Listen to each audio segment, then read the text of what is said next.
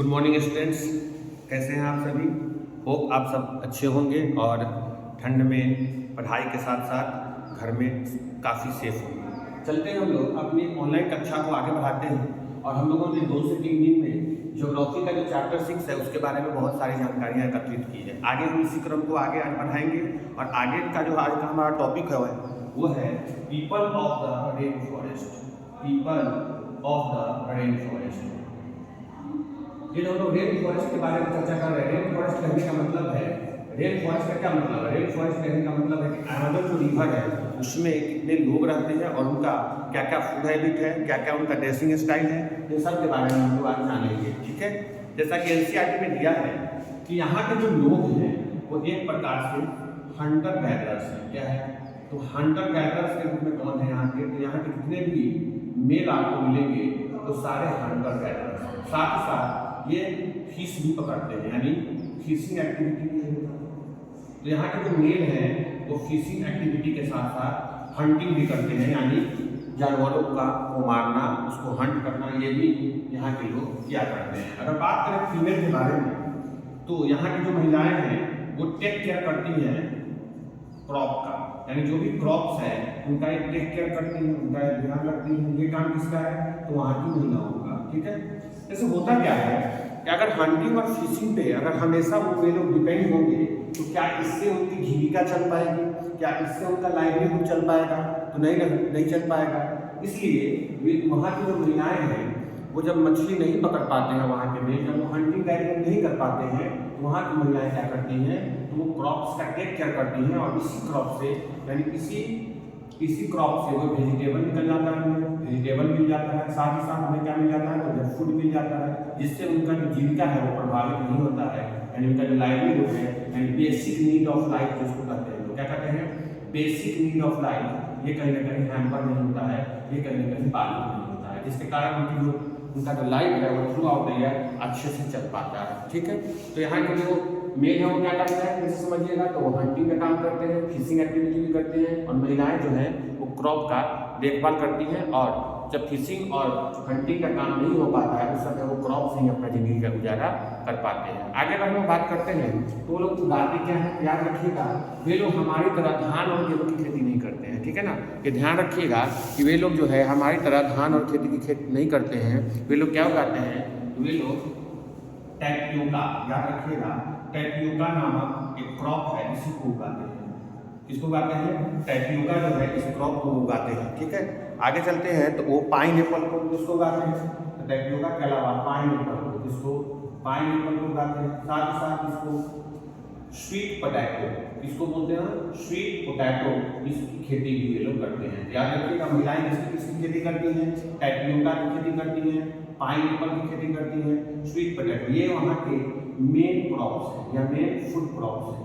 ठीक है, इसको भी आपको लिखते चलेंगे या फिर बाद में हम जब समय देंगे तो आप समय लिख पाइएगा। ठीक है, तो मेन फूड क्रॉप कौन कौन है? मेन फूड क्रॉप में टैपियोका हो गया, ठीक है, पाइन एप्पल हो गया, उसके बाद स्वीट पोटैटो, ये वहाँ के प्रमुख फसल है। ठीक है, आगे चलते हैं तो यहाँ के लोग जो है वो हंटिंग तो करते ही हैं, साथ ही साथ फिशिंग करते हैं। याद रखिएगा, यहाँ जो है वो हमारी तरह जो है प्लेन नहीं है। क्या हमारी तरह यहाँ प्लेन है? तो नहीं सर, यहाँ तो जंगल है और जंगल के अलावा क्या है? जंगल के अलावा पानी है। तो यहाँ जो है प्लेन नहीं है, तो प्लेन नहीं होगा तो क्या वो हमारी तरह खेती कर पाएंगे? नहीं सर। तो याद रखिएगा, क्योंकि वहाँ पे ज़्यादातर पार्ट में क्या है?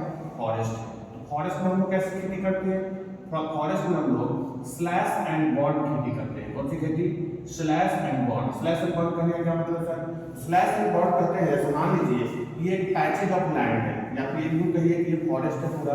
ठीक है, अगर उनको खेती करना है तो यहाँ पे बहुत सारे क्रॉप है, यहाँ पे बहुत सारे क्रॉप है। इस क्रॉप को क्या करेंगे? तो सबसे पहले इस क्रॉप को स्लैश करेंगे। स्लैश का मतलब पहले काट देंगे, काटने के बाद वो वहीं उसको कुछ दिन तक छोड़ देते हैं। छोड़ने के बाद जब वो फसल सूख जाता है, जब वो पेड़ सूख जाता है, फिर उसको क्या करते हैं?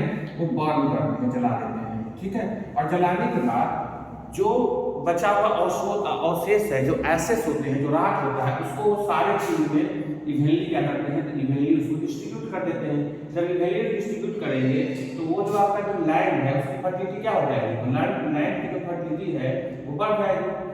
और जैसे ही लैंड की फर्टिलिटी जैसे ही बढ़ जाएगी तो उसको क्या करेंगे, खेती कर लेंगे और पुनः वो 2-3 साल तक कैसे तब तक वहाँ से खेती करते हैं जब तक कि उसकी फर्टिलिटी क्या हो, मेंटेन रहे। लेकिन जैसे ही लगता है कि यहाँ की फर्टिलिटी क्या हो गई, खत्म हो गई, तो फिर वो एक दूसरा लैंड क्या करते हैं, तैयार कर लेते हैं, ठीक है, फिर यहाँ पे भी खेती करते हैं। इस तरह से वो क्या करते हैं, तो बदल बदल के खेती करते हैं। क्या करते हैं, ये जो है लैंड को बराबर क्या करते हैं, बदल बदल के खेती करते हैं। और इस प्रकार की खेती को हम लोग स्लैश एंड बॉन्ड कल्टीवेशन करते हैं। कौन सा कल्टीवेशन करते हैं, इसको हम लोग स्लैश एंड बॉन्ड कल्टीवेशन, कभी कहीं इसको हम लोग झूम कल्टीवेशन के नाम से भी जानते हैं। क्या जानते हैं इसको हम लोग, झूम कल्टीवेशन के नाम से।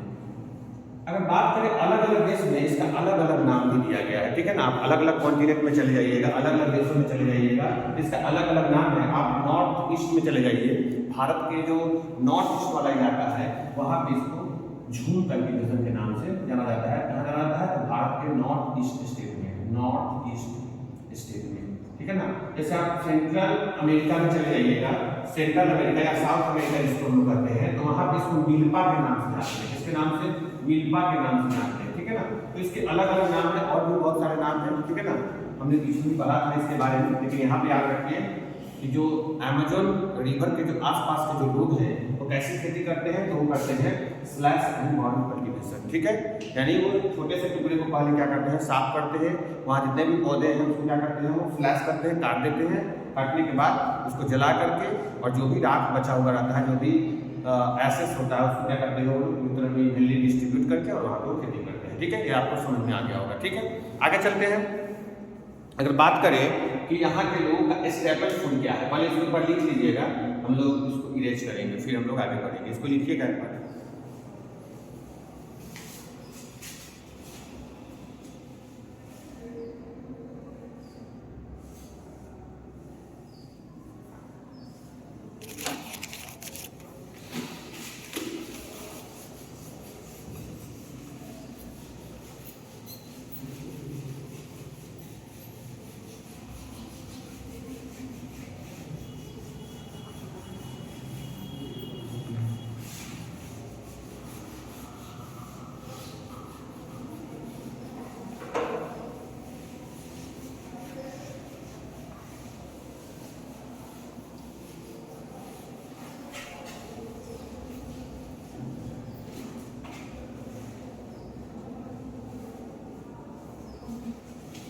अब बात करते हैं यहाँ के लोगों का स्टेपल फूड क्या है। तो बात करें स्टेपल फूड के बारे में, तो यहाँ के लोगों का स्टेपल फूड मैनियोक है, याद रखिएगा, मैनियोक। और इसी को हम लोग कसावा के नाम से भी जानते हैं। किस नाम से जानते हैं, कसावा।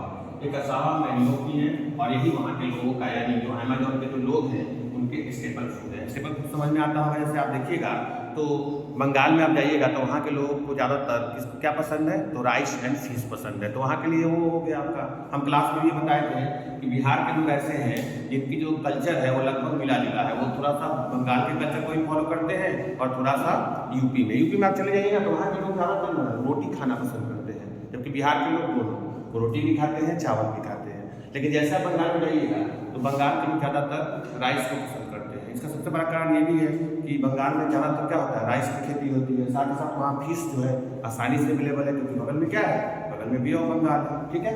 तो यहाँ के लोगों का जो स्टेपल फूड है वो क्या है, मैनियोक है और इसी को हम लोग कसावा के नाम से भी जानते हैं। तो इसको भी लिख लीजिएगा एक बार।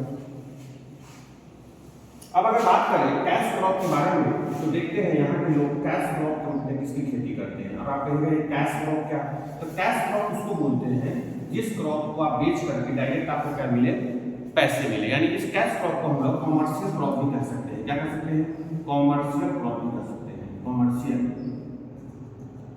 क्रॉप, कॉमर्शियल क्रॉप वही क्रॉप है जिसको हम लोग बेच करके, यानी ये एक ऐसा क्रॉप है जिसका उपयोग हम लोग अपने लिए तो करते ही हैं, साथ ही साथ इसका उपयोग दूसरों के लिए भी करते हैं। दूसरों के लिए करने का क्या मतलब इसका जो मुख्य उद्देश्य होता है, ऑब्जेक्टिव जो होता है इस क्रॉप को लगाने का, वो सीधा सीधा ये होता है कि हम इसकी क्या करें, मार्केटिंग करें। जैसे आपको कौन सा चीज हो जाएगा, जैसे आपका टी हो जाएगा, कॉफी हो जाएगा, उसके बाद शुगर केन हो जाएगा। हालांकि शुगर केन वहाँ नहीं होता है, टी कॉफी अधिक मात्रा में इसकी खेती होती है, लेकिन हमने लिख दिया कि हम कैश क्रॉप पढ़ रहे हैं तो शुगर केन भी कैश क्रॉप में आ जाएगा। लेकिन याद रखिएगा वहाँ के लोग टी और कॉफी को क्या मानते थे, टी और कॉफी को कैश क्रॉप के रूप में जानते थे, ठीक है। तो कैश क्रॉप के रूप में हो गया, इसे हम लोग कॉमर्शियल क्रॉप भी करते हैं। इसको भी लिख लीजिए।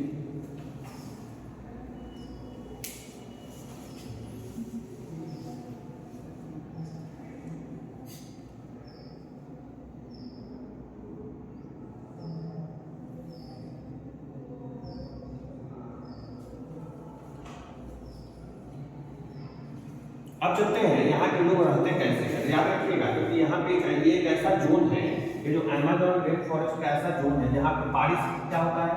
अगर बात करें प्रिसिपिटेशन के बारे में, प्रिसिपिटेशन कम की ज़्यादा हमने कल ही बताया था। यहाँ जो प्रिसिपिटेशन होता है वो काफ़ी ज़्यादा होता है, ठीक है ना। यहाँ पे बारिश काफ़ी ज़्यादा, तो बारिश ज़्यादा होगा तो लोगों के जो घर होंगे ना, घर वो कैसे घर होंगे, ये यहाँ के लोगों के घर होंगे वो साइलेंटली रूफ होगा।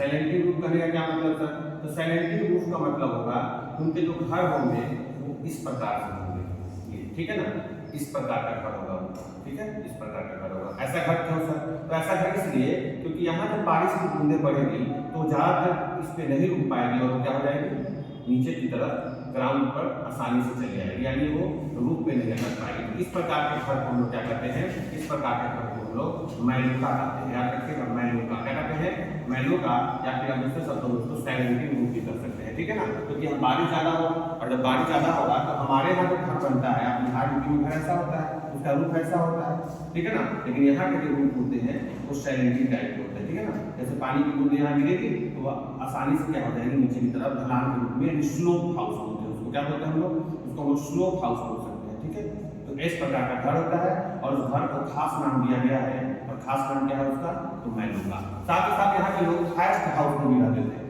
थैच्ड हाउस याद रखिएगा, थैच्ड हाउस, ठीक है। थैच्ड हाउस यानी झोपड़ी जो होता है वो भी बना करके रहते थे। आप आसाम में भी चले जाइएगा तो आसाम में कैसा जगह है, अपने भारत में अगर देखा जाए तो आसाम में भी ज़्यादातर जो है फ्लड आता है, क्या सबको पता है बात, फ्लड आता है किसके कारण, यहाँ ब्रह्मपुत्र आगे हम लोग पढ़ने वाले हैं, ब्रह्मपुत्र के बारे में आगे हम लोग पढ़ेंगे, ठीक है ना। ब्रह्मपुत्र रिवर जो है फ्लड लाती है यहाँ पे आसाम में, तो आसाम में भी जो घर होते हैं वो ज़्यादातर इसी प्रकार के होते हैं, या कहीं कहीं यहाँ बैम्बू हाउस भी देखने को मिलेगा, क्या मिलेगा, बैम्बू हाउस, यानी ये जो घर होते हैं जैसे यहाँ पे बैम्बू लगा दिया गया, यहाँ पे बैम्बू, यहाँ पे बैम्बू, और ऊपर घर बना दिया जाता है ऐसे, ठीक है, ताकि जो पानी आए तो वो नीचे से आसानी से निकल जाए, ठीक है ना। यहाँ के जो यहाँ का जो एरिया है वो ज़्यादातर खुला नहीं रहता है। याद रखिएगा आसाम में भी इस प्रकार के घर आपको देखने को मिलेंगे तो जिसका रूप जो है साइलेंटली होगा, ठीक है।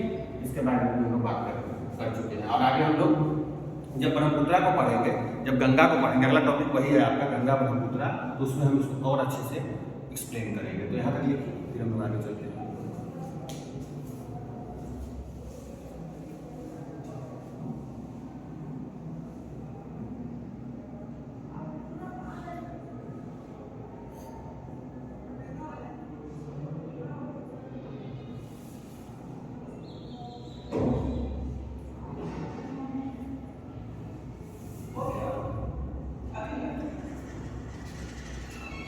अब अगर बात करें यहाँ पे ट्रांसपोर्टेशन के बारे में, थोड़ा हम लोग ट्रांसपोर्टेशन सिस्टम को भी देखेंगे, यानी हम लोग ट्रांसपोर्टेशन देखेंगे कि आखिर लोग यहाँ जाते कैसे हैं। देखिए पहले के ज़माने में अमेज़न रिवर को, ठीक है ना, एक्सप्लोर कर पाना काफ़ी मुश्किल होता था, ठीक है ना। अगर कोई एक्सप्लोरर अगर वहाँ जाते थे तो उन्हें बहुत सारी कठिनाइयों का सामना करना पड़ता था। लेकिन 1970 के बाद से, तब से 1970 के बाद से जब यहाँ पे ट्रांस अमेज़न हाईवे बन गया, कौन सा बन गया, ट्रांस अमेज़न हाईवे, नाम याद रखिएगा, ट्रांस अमेज़न हाईवे, ये जब 1970 में बन गया, इससे क्या हो पाया, इससे क्या हो गया कि यहाँ का जो ट्रांसपोर्टेशन था वो काफ़ी ईजी हो गया।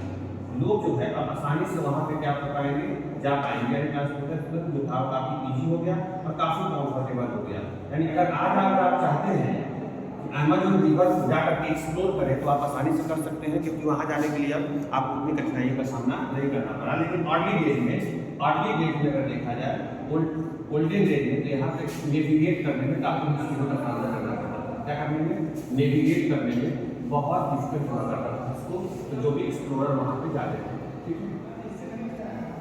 तो ये आपका ट्रांसपोर्टेशन था, ट्रांसपोर्टेशन के बारे में देख लिया हम लोग, ठीक है ना। ऐसे जाइएगा मत, अमेज़न रिवर नहीं जाना है आप लोगों को, क्योंकि वहाँ पे आपको बहुत बहुत बड़े बड़े क्या मिलेंगे, एनाकोंडा, पाइथन, हमने कल बताया था, और एक ऐसा जंगल है जहाँ पे जानवरों की कमी नहीं है। इसलिए अगर जाना भी है तो विथ ऑल केयर एंड जो भी है सावधानी बरत के वहाँ जाइएगा। तो आज हम लोग यहीं पे रोकते हैं क्लास को, कल हम लोग फिर इसको कंटिन्यू करेंगे, ठीक है।